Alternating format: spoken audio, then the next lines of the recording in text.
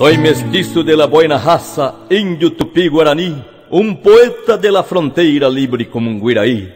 Tengo mis viejos amigos de las ruedas del tereré, y en los brazos de la cuñata Iporã bailan las noches del chamaré.